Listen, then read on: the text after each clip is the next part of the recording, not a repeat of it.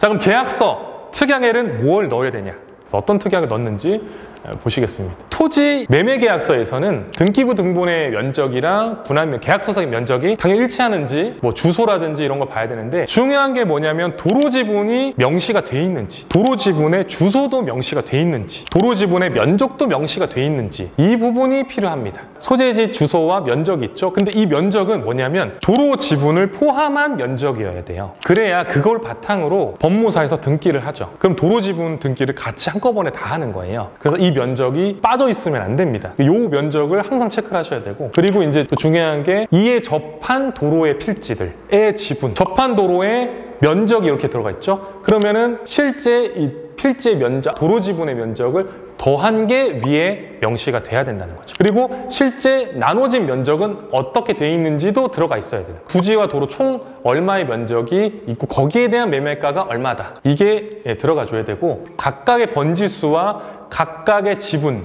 얼마만큼의 지분을 갖고 갈 것인지 이거를 협의를 해서 뭐 조금만 있어도 돼요. 그래서 매수인 측은 도로 지분을 최대한 안 살라고 하겠죠.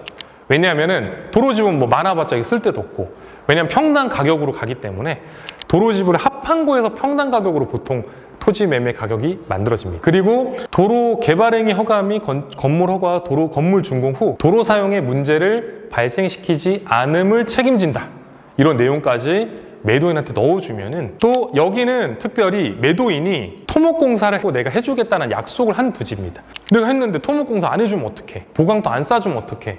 전기랑 통신선 인입 안 해주면 어떡해? 그래서 그 부분을 넣은 겁니다. 이걸 안 해주면 잔금 안 해줄 거야. 잔금을 칠 때까지 보강토 토목공사를 완료하고 건축이 가능하도록 상수도 우수 전기 통신선을 잔금일까지 연결을 완료해야지 잔금을 하겠습니다. 잔금일날 완료가 안 돼 있어, 공사가. 그럼 잔금 안 하고 기다리면 되는 거예요. 그래서 이 조항이 굉장히 중요한 조항이라는 거죠. 그리고 민법상 목적의 현명이라고 하는데 뭐냐면 목적을 얘기하고 하는 계약이라는 거죠. 이 목적이 뭐냐? 나 이 땅을 왜 살 거야? 나 이러이러한 건물을 지을 거야. 동물 위탁 관리업을 영위하기 위한 건물을 짓기 위해서 이거를 땅을 사서 계약을 하는 겁니다. 건축 행위가 안 되면 어떡하나요? 공인중개사가 또 중간에서 이거를 계약에 넣으면은 공인중개사도 책임을 져야 되는 거예요. 안 되는 경우에는. 그렇기 때문에 이 부분을 반드시 넣어서, 만약에 도로가 사용이 안 되거나 사용이 제한이 있거나 건축 허가가 안 되거나 또는 어떤 건물을 지을 건데 안 돼, 그럴 경우에는 계약 해제와 계약금 반환 조항을 넣어야 되는 겁니다. 하지만 이것도 잔금이 끝나고 소유권 이전이 되면은 이 조항은 어차피 소용이 없어요. 그렇기 때문에 이 조항은 당연히 넣고, 어떻게 넣느냐? 매수인은 주거시설 단독주택 및 동물 위탁 관리업을 영위하기 위한 근리이종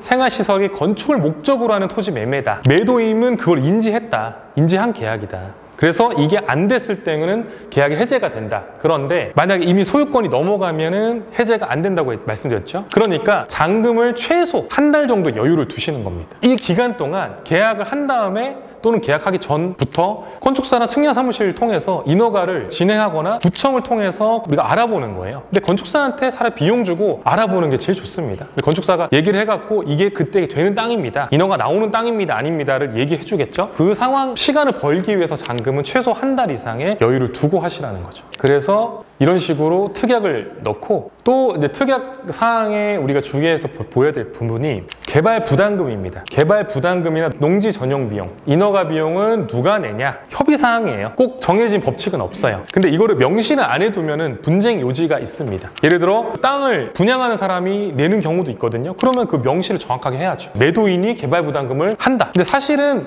매도인이 이제 하는 경우가 왜 많냐면은 토목공사를 본인들이 했거든요. 그래서 개발 부담금을 우리가 들인 비용이 있으니 그걸 까줍니다. 들인 비용을 토목공사 진행된 자료를 내가지고 줄일 수가 있어요, 개발 부담금을. 근데 우리는 자료가 없잖아요. 매도인한테 받아서 제출을 하거나 또는 매도인이 이거를 본인이 다 해서 진행을 해주면 제일 좋죠. 근데 안 해준다 하더라도 그럼 토목공사 진행된 자료 요거를 우리가 매도인이 줘라 라고까지 명시를 해놓는 겁니다. 그래야 개발부담금을 줄일 수가 있기 때문이죠.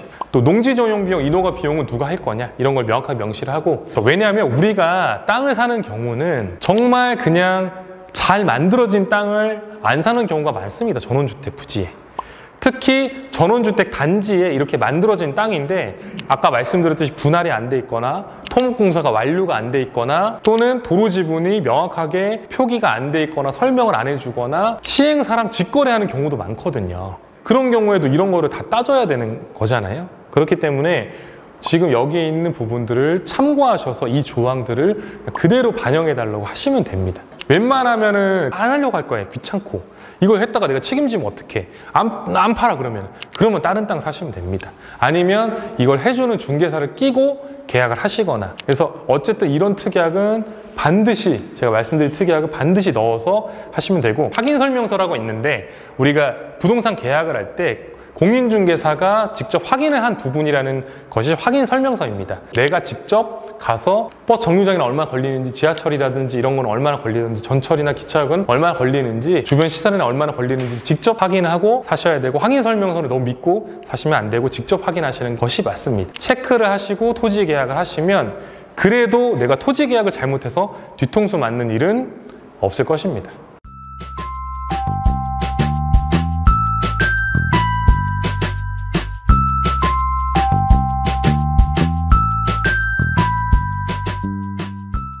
말을 절대로 안 들어줘. 이렇게 하면 무조건 아니래.